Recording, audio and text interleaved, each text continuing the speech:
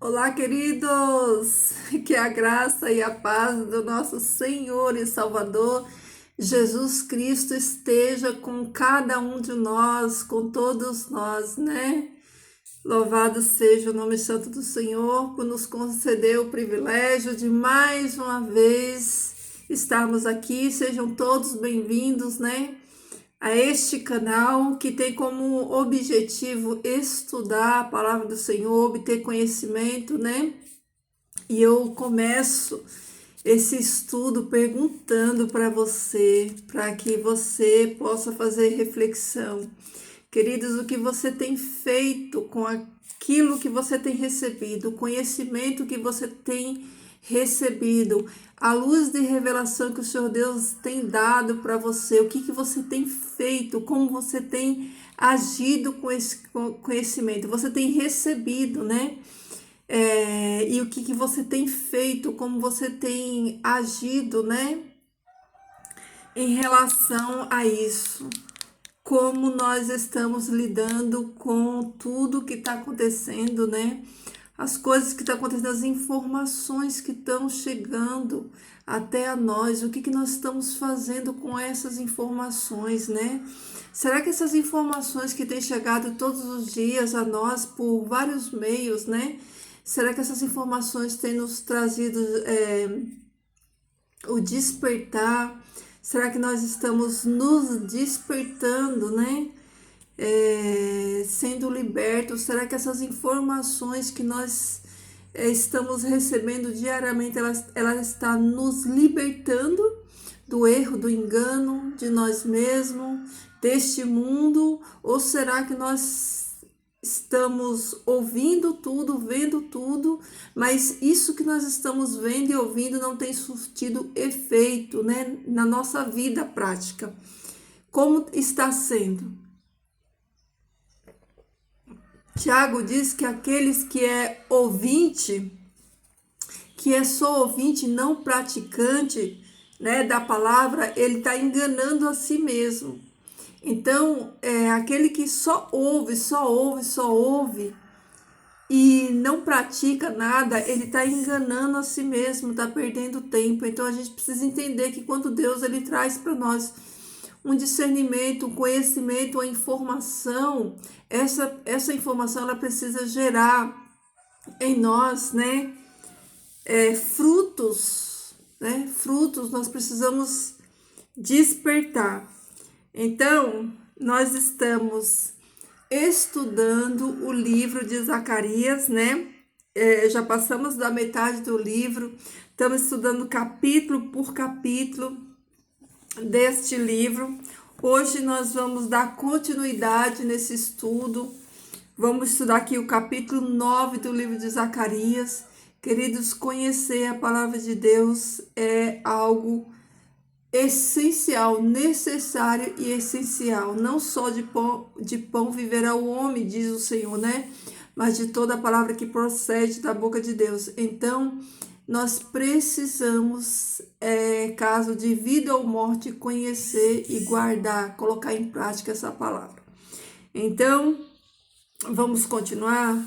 Você que pode pegar aí a sua Bíblia, eu vou lendo aqui, você vai conferindo o texto aí e nós vamos aprendendo mais um pouquinho, porque a palavra de Deus, ela é viva e eficaz, né? E toda vez que nós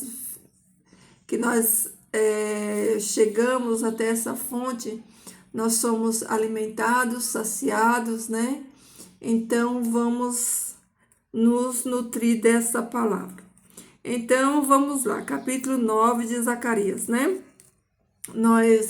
Se você, de repente, está chegando hoje nesse canal, não assistiu os outros vídeos, assistam, queridos. É importante nós entendermos a história por completo, não só um pedacinho, né? Para você ter um melhor entendimento. Então, aqui no canal tem vídeo de todos os capítulos, desde o capítulo 1, e hoje nós estamos no 9. Então, nós já vimos o contexto, né, do livro, né? Deus trazendo o povo ali do cativeiro, Deus refazendo com eles, né? trazendo ali esperanças, promessas, alianças, né? Profecias, tratando com o cumprimento de tudo, guardando eles, né? E aqui na continuação de tudo isso que já foi dito, né? Deus, ele vai trazer agora juízos, né? Juízos contra os inimigos de Israel. Nós vimos que Deus, ele trata aqui da reconstrução do templo, do sacerdócio, do governo do povo, chama a atenção do povo, chama, né, o pecado do povo pelo nome, chama o povo ao arrependimento. E aqui no capítulo 9, ele vai falar dos juízos, né, contra as nações que, né, que viraram abominações, que viraram as costas para o Senhor, que fazia coisas que não agradavam o Senhor, nações que oprimiram Israel, né? E agora Deus, ele vai trazer aqui, ó, juízo contra os inimigos. Agora, né, a palavra de Deus, ela vem para os inimigos da nação de Israel, né? E diz assim, ó, palavra de Deus contra a terra de Adraque, de Damasco, sua oferenda, porque para Deus os homens e todas as tribos de Israel estão a descobertos. Ou seja, não se esconde nada de Deus, tudo está, né, visível aos olhos de Deus. Deus, ele está contemplando a terra e tudo que acontece na terra estão, né, visíveis aos olhos de Deus. Então, vem falando aqui, né? Também contra Ramate, que limita com ela, e Tiro e Sidom, que se fazem muito sábias. Tiro construiu uma fortaleza para si e acumulou prata como pó e ouro como a lama das ruas.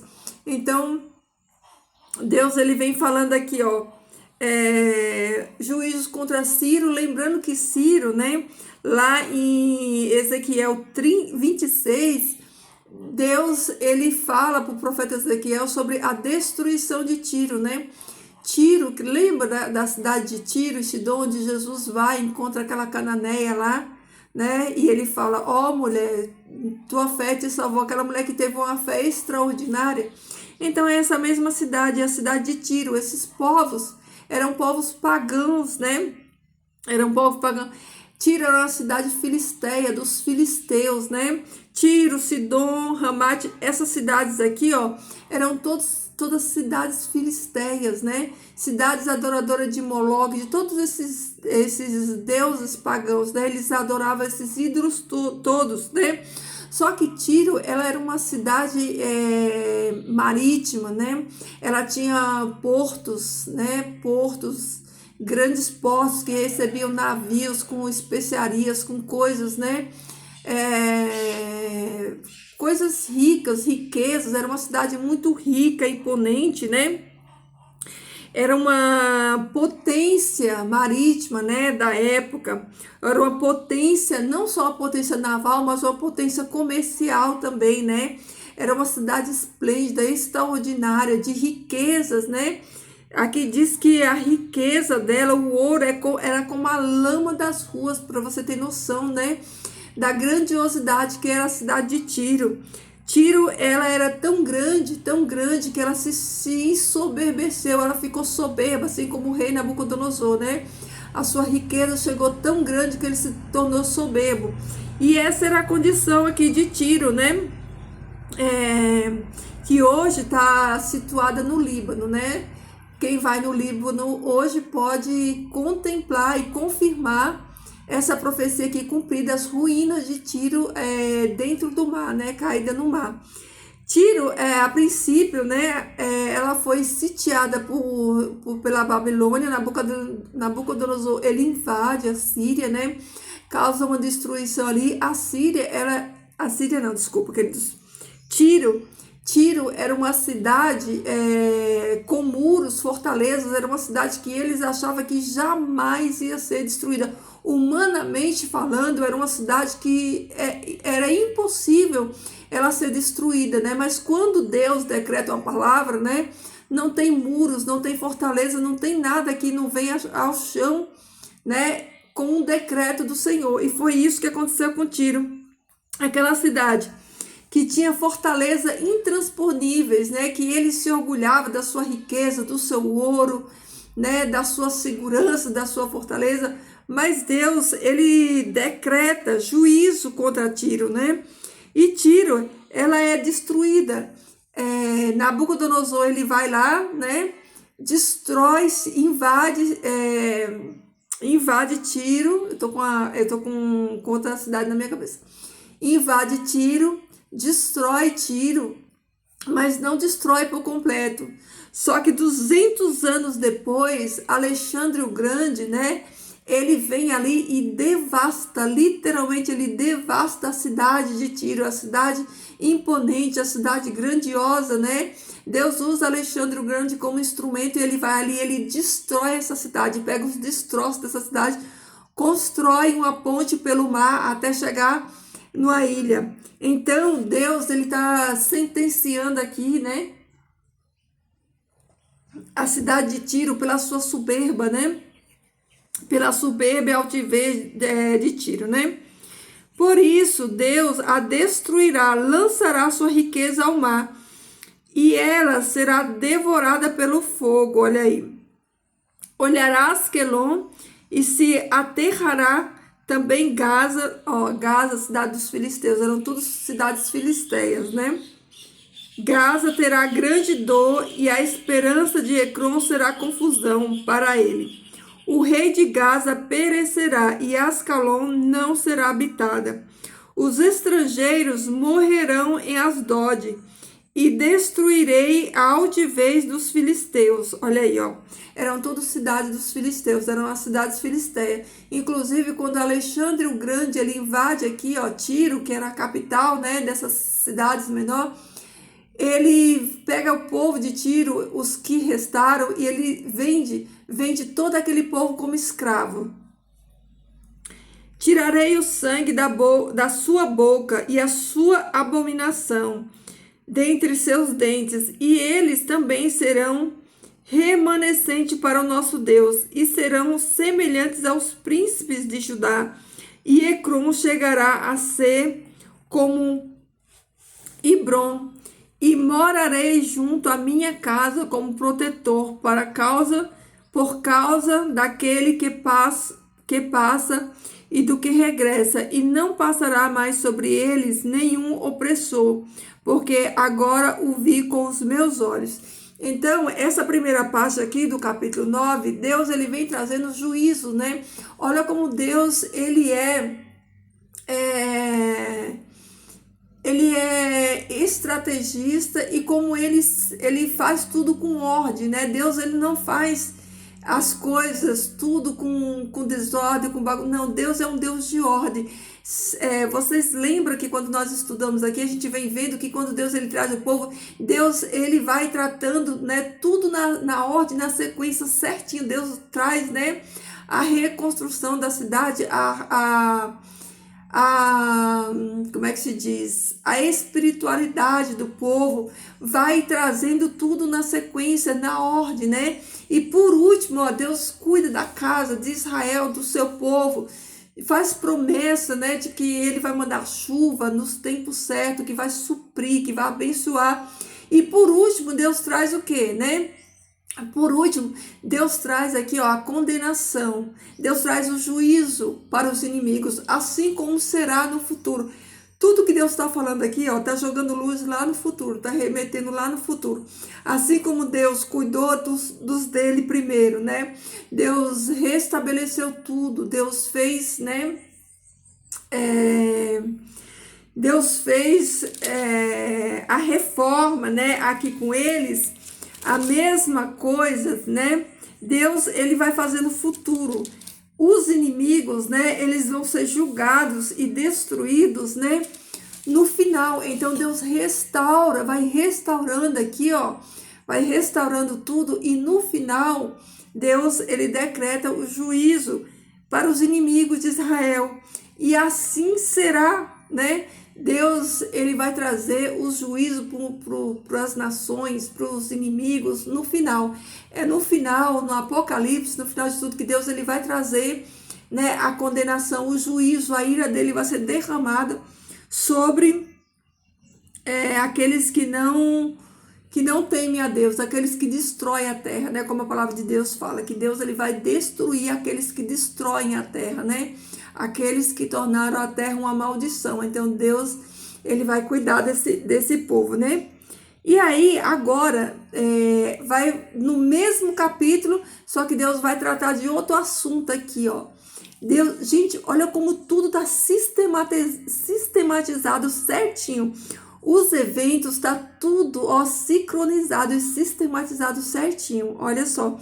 Se você for um bom observador, se você tá aí, ó, estudando desde o primeiro capítulo, né, você tá vendo a evolução de como Deus, ele tá tratando tudo certinho, certinho, certinho. Olha aí.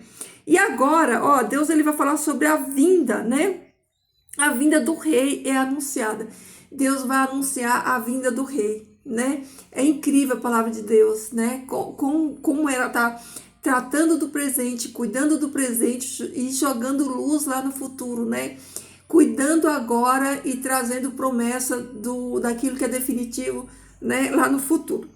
Então, olha só, Deus fala assim, ó: salta de grande júbilo, ó filha de Sião, grita, filha de Jerusalém. Eis que o teu rei vem a ti, justo, salvador e humilde, montado sobre um jumento, sobre um jumentinho, filho de jumenta. Olha só, essa profecia está falando de Jesus, né? O Messias que viria. Vejam, queridos, que eles tinham a profecia nas suas mãos, né? Embora não fosse comum um rei ele chegar em um jumentinho, né? O rei, quando ele vinha em grandeza, né? Em pompa, grandeza. Mas quando Jesus vem, o reino dele, ele é diferente. O reino do Messias, ele é um reino diferente. Então ele vem um rei humilde. Ele não vem ainda, né? Como um conquistador e um vencedor, porque essa vinda como rei para reinar é no milênio. Só que o povo de Israel, os judeus, eles esperavam Jesus como um rei rico, como um rei que ia livrar, né, Israel do jugo dos seus opressores, dos seus inimigos. Mas, poxa vida, a gente fica pensando, mas a profecia já falava que ele viria humilde, que ele vinha sobre um jumentinho, filhote de jumenta. Assim como tem pessoas que, mesmo estudando a palavra, e Deus não marcando data, eles marcaram data. A gente sabe de várias seitas, né, que marcaram a data da volta de Jesus, várias datas, né, várias datas para a volta de Jesus, né. Então, como que as pessoas, elas são tão hipócritas, né? Eles julgam tanto os judeus, condenam tanto os judeus, porque os judeus tinham as profecias que falavam sobre o Messias, e quando o Messias vem e ele cumpre essa profecia, eles não aceitam, né? Aí a gente fala, é a mesma coisa dos cristãos, né? Eles têm a palavra do Senhor orientando e dizendo que o dia nem a hora ninguém sabe, mas ainda assim eles lançam, né, datas de dias para a volta de Jesus. Então é a mesma coisa dos judeus, né? Assim como os judeus não aceitaram, mesmo estando aqui na Escritura, é a mesma coisa das pessoas dessas seitas, né, que marcam a data da volta de Jesus, quando Jesus falou que o dia e a hora ninguém sabe, né? Então, olha só, aqui, ó, depois de tudo isso aqui, ó, aqui tá tudo selado e fechado. Deus já restaurou tudo, Deus já renovou tudo, Deus já falou dos pactos, das alianças, do juízo contra Tiro, contra as cidades, né, que eram pagãs. assim como vai acontecer lá no final no Apocalipse. E agora Deus está falando aqui, ó, da vinda do Messias, né? Da salvação, da renovação do pacto, da aliança pelo sangue do Messias. Então, olha só, destruirá, na sequência, tá? Versículo 10 do capítulo 9. Destruirá o carro de Efraim e o cavalo de Jerusalém. Quebrará o arco na batalha.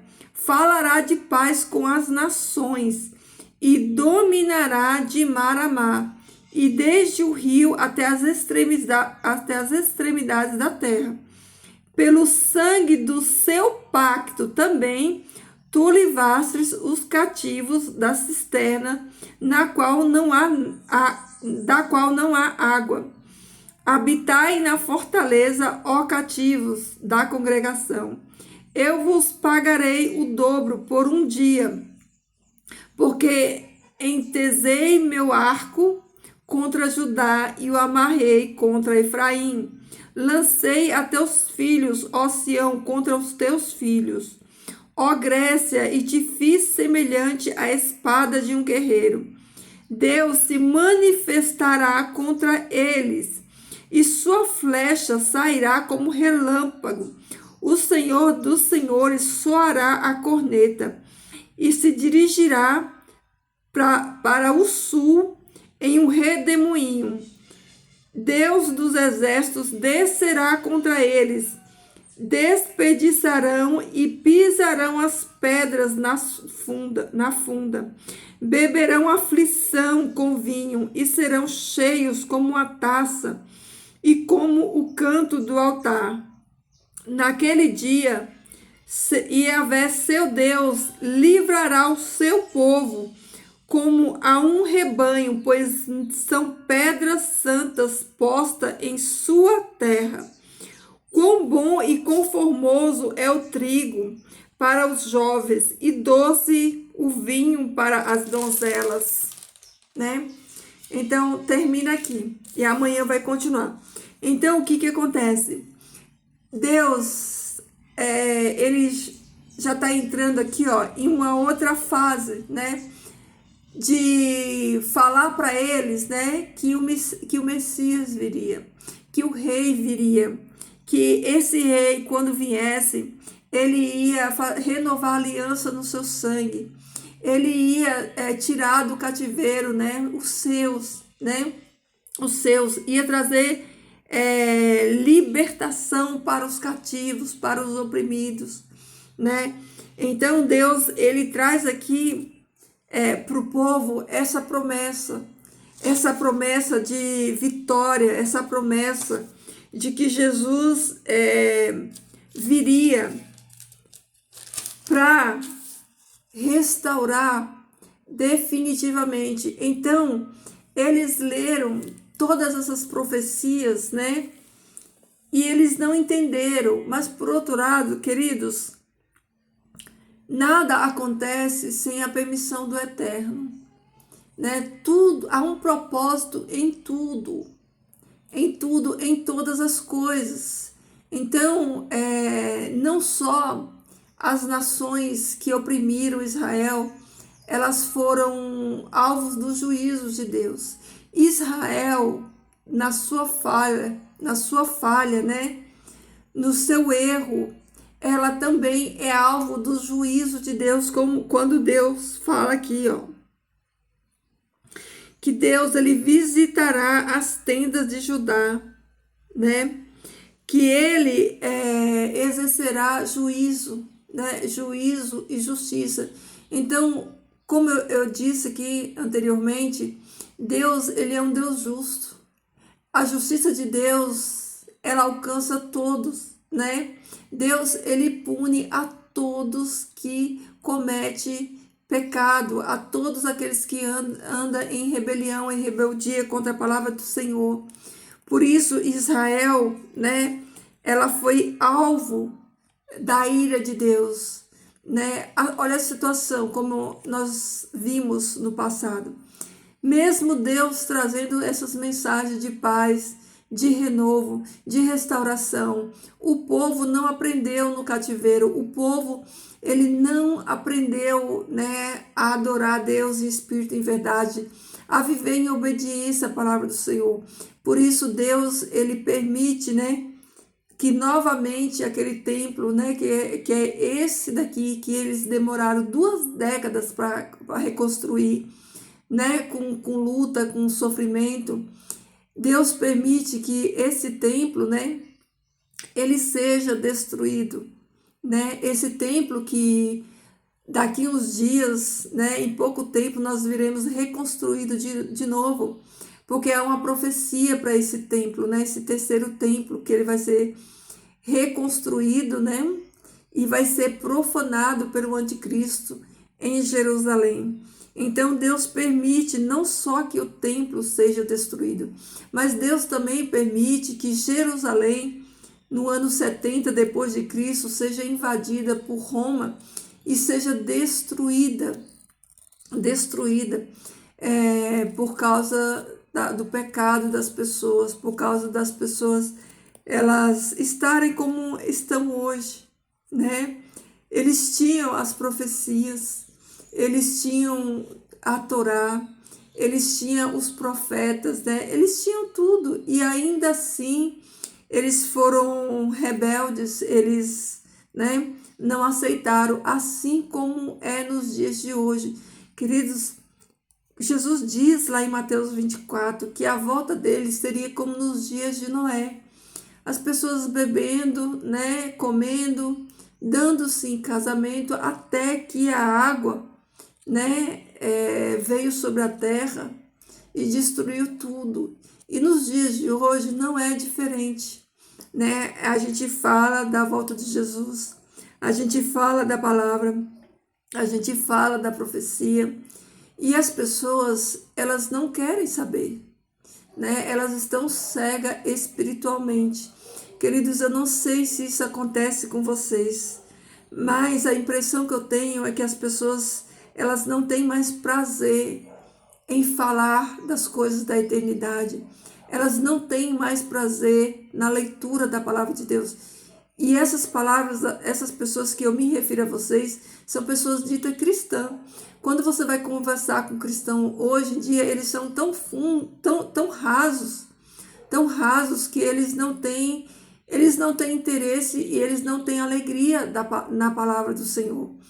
Quando as pessoas se sentam para conversar nos seus ciclos de conversa, de amizade, as pessoas elas não têm o hábito de falar da palavra, de falar, né, daquilo que o Senhor Deus deixou, né, da esperança que há nessa palavra, nas promessas que o Senhor Deus tem deixado para nos animar, para nos consolar. As pessoas não têm mais interesse, os próprios crentes não querem mais. Você vê a conversa de crente, como é que crente conversa? Eles conversam sobre as coisas desse mundo, eles conversam sobre fofoca, sobre novelas, sobre tudo da mídia. Mas se você perguntar uma história da Bíblia, eles não sabem contar. Eles não sabem. Eles não têm interesse. E quando você vai puxar assunto para aprofundar no assunto da palavra de Deus, eles desconversam. Eles olham para você com cara de paisagem, fingem que não estão entendendo nada e eles desconversam. Por quê? Porque a palavra não está enraizada dentro deles, eles não têm interesse, eles não estão caminhando, né? Caminhando para a Nova Jerusalém, né? Tem um hino que diz isso: caminhando eu vou para Canaã, né? Então eles não têm interesse, né? Eles não têm interesse. Sabe qual é o interesse deles? É os ritos religiosos.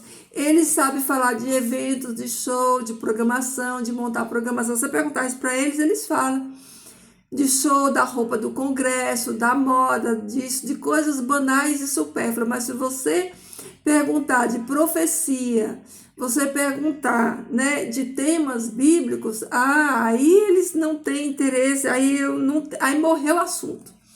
Não tem assunto, não tem interesse, porque a chama do evangelho, a chama do amor, né, de Deus não está dentro deles, eles não têm interesse. O interesse deles é nas coisas carnais, é nas coisas da terra. Então, queridos,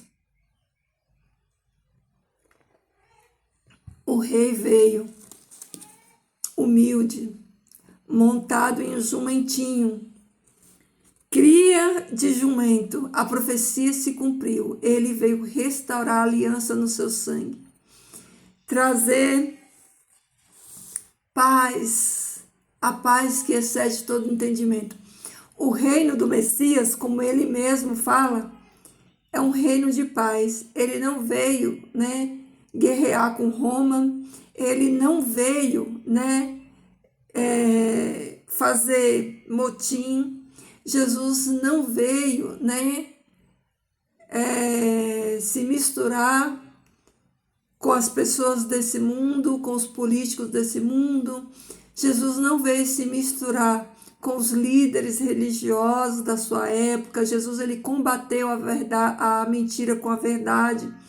Ele pregou o reino de Deus e ele cumpriu aquilo que ele veio cumprir aqui.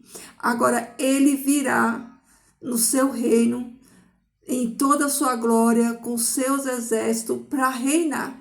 E quando ele vier para reinar, que será em breve, ele não vai debater nem vai discutir com ninguém. Ele vai aniquilar o pecado e o pecador que não se arrepender. Então, queridos, olha só. Eu quero que você pense uma coisa. Irmãos, Deus, Jesus, ele é o nosso exemplo. Ele é o nosso exemplo. E a palavra de Deus é a nossa regra de fé e prática. Jesus nunca militou pelas coisas desse mundo, porque ele sabia que ele não era desse mundo, assim como eu e você não somos desse mundo. Nós não estamos aqui para militar por política desse mundo. A política desse mundo nada tem a ver, com a vida eterna. As coisas desse mundo não nos pertencem. Nós estamos aqui, mas nós não somos daqui. A política é algo que não nos diz respeito. Eu vejo, às vezes, as pessoas perguntam assim: a política envolve a vida de todos nós. É verdade, a política envolve a vida de todos nós, porque, afinal de contas, tudo que acontece aqui nesse país respinga em nós, porque nós pagamos impostos e nós somos, atingidos, com a política. Só que você precisa entender uma coisa. Você pode votar em quem você quiser, não é o voto que decide. Há um poder por trás de tudo isso. Um poder que eu e você, não temos capacidade de deter. Esse poder, só Deus, o Senhor dos Exércitos, é que pode dar um fim. E, queridos, acredite e coloque uma coisa na sua cabeça. Tudo que está acontecendo, inclusive na nossa nação, é com permissão de Deus. É porque o povo, idólatra, pecador, povo que não serve a Deus, que não teme a Deus. E acredite, eu não estou falando isso aqui de ímpio, não. Eu estou falando de pessoas, de denominações que se dizem servir a Deus, que viraram, antro de Satanás, fazendo tudo aquilo que desonra e desagrada o nome de Deus. Então, os juízos de Deus vão vir sim sobre a nossa nação. Ore pela sua fé, para que o Senhor Deus fortaleça a sua fé, para que Deus abra o seu entendimento e você não seja enganado, mas não perca seu tempo. Você pode desgastar o seu joelho orando. Os juízos de Deus vai vir, porque os juízos de Deus é sentença contra o pecado da nação. A nossa nação foi entregue pelos nossos líderes, a entidades, a potestade do mal, a potestade do mar, que é o Leviatã, a potestade que rege a nossa nação. Então, os nossos próprios líderes, os líderes que estão no poder, eles entregaram, a nossa nação a Leviatã. Então, os juízos de Deus vai vir sobre a nação, não tem para onde correr. E outra coisa, é preciso que tudo isso aconteça, porque o anticristo vai se manifestar, e para ele se manifestar, tem que se causar o caos no mundo, o caos tem que vir, para que depois eles venham trazendo a solução para o caos e engane as pessoas, né? Então, queridos, coloca uma coisa na sua cabeça. A nossa missão, assim como foi a de Jesus, não é militar, política, nem causa nenhuma desse mundo. A nossa missão aqui é a mesma de Jesus, é pregar o evangelho. Pregue a palavra de Deus e não nos envolvamos com as coisas desse mundo, porque as coisas desse mundo vai passar. E a nossa pátria não é aqui. Portanto, se você entende minimamente, né, da profecia e da palavra do Senhor, você sabe que não adianta orar por paz, porque não vai ter paz. A paz que vai vir vai ser uma falsa paz para enganar aqueles que não são escolhidos. Então, se o mundo está caminhando para o fim, se nós estamos vivendo aí no Apocalipse, por que você vai orar por paz? Não vai ter paz. Não vai ter paz, porque é as dores de parto. Quanto mais se aproxima, né, para a criança nascer, as dores vão se intensificando mais. Então, oremos pela nossa fé, oremos pela conversão da nossa família, dos nossos irmãos, mas não oremos pelos nossos irmãos que estão sendo perseguidos, porque é impressionante como, né, as pessoas elas têm ficado tão iludidas, né, tão, como que se diz a palavra, né, dispersa com tudo que está acontecendo, os sinais, as evidências, né? A perseguição, né? Que muitas pessoas estão vendo no mundo inteirinho e acham que não vai chegar aqui e já chegou, sutilmente já chegou. Então, queridos, oremos pela nossa fé, oremos pelos nossos irmãos que estão sendo testados na sua fé. Nós também seremos testados na nossa fé. Então, vamos orar em prol disso, né? Vamos entender que o nosso tempo aqui, né, está se esgotando. Nós não temos tempo a perder, né, com militância política, né? O nosso reino, né, não é daqui. E Jesus em breve virá. Então, vamos focar a nossa energia, o nosso tempo, as nossas orações naquilo que realmente, né, nós devemos focar, tá bom, queridos? Então, essa é a mensagem de hoje, né? Que nós possamos orar mais, buscar mais, estar nos consagrando, nos purificando, nos santificando. Sem santidade, ninguém verá a Deus. A palavra do Senhor diz isso. Então, que nós possamos estar nos santificando por meio da palavra do Senhor, por meio dos nossos atos de justiça, porque a palavra de Deus, lá no Apocalipse, diz que a noiva será encontrada pura, imaculada. E se você é noiva de Cristo, você tem que estar neste padrão. O padrão do céu é elevado. É um padrão de renúncia e de santidade, né? De vestes, de atos de justiça. Então, vamos trabalhar, né, na nossa vida espiritual e estarmos alerta, queridos, e nos preparar, tá? Vamos orar. Santo Deus, nosso Pai Celestial, nós te louvamos, nós bendizemos o teu nome, agradecemos, Pai, pelas bênçãos, pelas misericórdias, pelo teu amor infinito que alcança cada um de nós.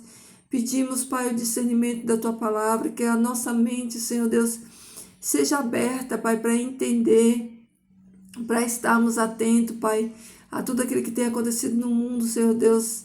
Desperta, Senhor, os teus filhos. Desperta cada um de nós, Senhor Deus. A tua palavra diz: desperta tu que dormes. Levanta-te de dentre o pó, os mortos. E o Senhor vai esclarecer a cada um de nós, Pai. Então, Senhor Deus, que nós sejamos libertos, que nós possamos estar despertos, Pai, enxergando, Senhor Deus, tudo que está acontecendo. Mas que tudo isso, todas essas informações que o Senhor tem permitido que chegue até nós, que ela venha, Senhor Deus, nos libertar de todo engano e nos levar cada dia mais, Senhor Deus, a buscarmos a tua face, a buscarmos o perdão dos nossos pecados, Senhor Deus, a buscarmos estar fortalecidos, Pai, em Cristo Jesus, que é a nossa rocha, Pai, eu peço pelos meus irmãos, Senhor Deus, na África, na Nigéria, na China, em todos esses países, Pai, no Sudão. Senhor, tem misericórdia deles, Pai. Restaura, Pai, a fé. Fortalece, Senhor Deus, a fé dos meus irmãos, Pai. Que esse testemunho de fé que eles têm, Senhor Deus, possa gerar, Pai, fé nos nossos corações também, Senhor Deus.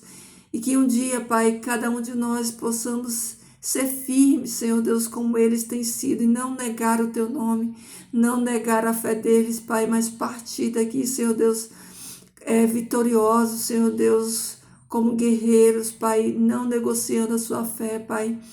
Que o Senhor nos ajude para isso, Senhor, que o Senhor nos fortaleça, Pai.